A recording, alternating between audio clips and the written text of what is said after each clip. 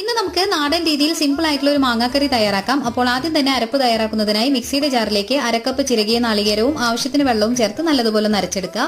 ഇനി ഒരു ചട്ടിയിലേക്ക് 5-6 ചുവന്നുള്ളി ചെറുതായി കട്ട് ചെയ്തതും ഒരു ചെറിയ കഷ്ണം ഇഞ്ചി നീളത്തിൽ കട്ട് ചെയ്തതും എരിവിനാവശ്യമായ പച്ചമുളകും കുറച്ച് കറിവേപ്പിലയും ഒരു പുളിയുള്ള മാങ്ങ കട്ട് ചെയ്തതും 1/2 ടീസ്പൂൺ മഞ്ഞൾപ്പൊടിയും 1/2 ടീസ്പൂൺ എരിവുള്ള മുളക് പൊടിയും 1/2 ടീസ്പൂൺ കാശ്മീരി മുളക് പൊടിയും ആവശ്യത്തിന് ഉപ്പും ഒരൽപ്പം വെളിച്ചെണ്ണയും ഗ്രേവിക്ക് ആവശ്യമായ വെള്ളവും കൂടി ചേർത്ത് നല്ലതുപോലെ മിക്സ് ചെയ്തതിന് ശേഷം മൂടി വെച്ച് മീഡിയം ഫ്ലെയിമിൽ ഒരൽപ്പം നേരം കുക്ക് ചെയ്തെടുക്കുക. മാങ്ങ നല്ലതുപോലെ വെന്തു വരുന്ന സമയത്ത് ഇതിലേക്ക് തയ്യാറാക്കി വെച്ചിരിക്കുന്ന അരപ്പ് ചേർത്ത് കൊടുക്കാം.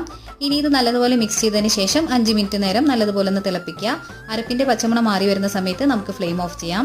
അടുത്തതായി താളിപ്പ് തയ്യാറാക്കുന്നതിനായി വെളിച്ചെണ്ണ ചൂടാക്കി ഇതിലേക്ക് കടുക് ചേർത്ത് പൊട്ടിക്കുക. ചെറുതായി കട്ട് ചെയ്ത് വെച്ചിരിക്കുന്ന ചുവന്നുള്ളി ചേർത്ത് കൊടുക്കാം. ചുവന്നുള്ളി നല്ലതുപോലെ മൂത്ത് തുടങ്ങുന്ന സമയത്ത് വറ്റൽമുളകും കറിവേപ്പിലയും കൂടി ചേർത്തിളക്കി ഈ താളിപ്പ് കറിയിലേക്ക് ചേർത്ത് കഴിഞ്ഞാൽ രുചികരമായ നാടൻ മാങ്ങാക്കറി റെഡി.